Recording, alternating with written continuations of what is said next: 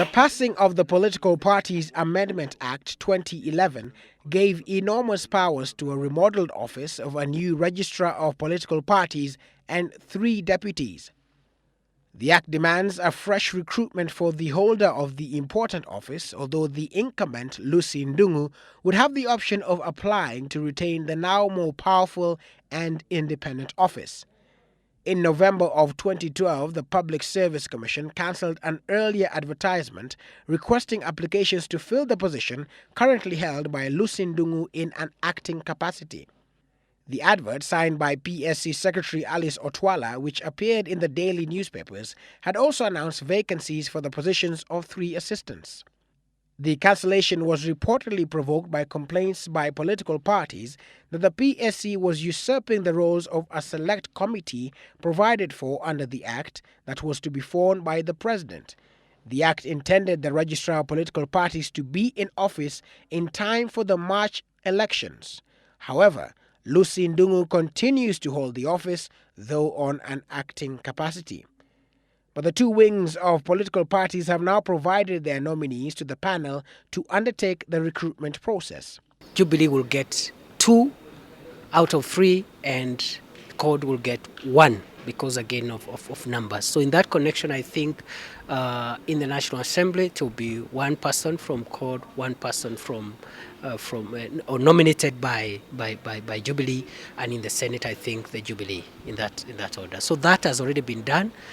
I don't know why that selection panel should not have been constituted by now. So I think it is important that that position is advertised and appointed in accordance with the law.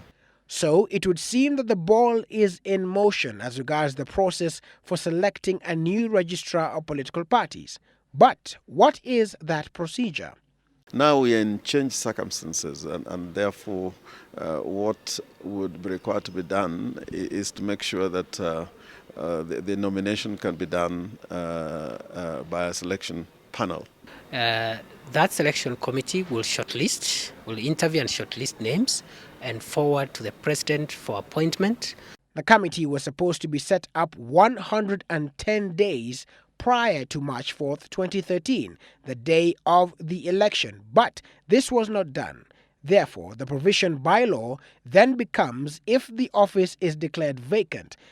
The commission will comprise of a chairperson who shall be nominated by the President, a nominee from the Law Society of Kenya, the Association of Professional Societies in East Africa, 2 nominees from political parties in the National Assembly and the Senate, according to the proportion of members in both houses. So I think the question should be why that selection panel should not be in place by now and why should not start interviewing and recommending names to the President.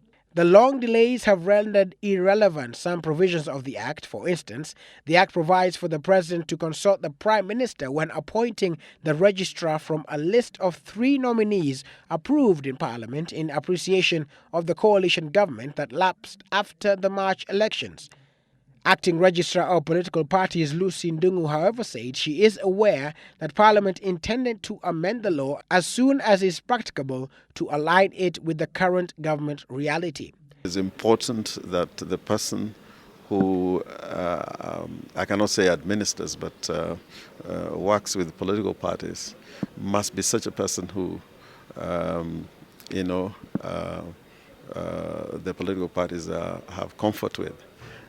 Because a lot of that work, there's liaison work to be done. In some respects, it is also the nexus between the Electoral Commission.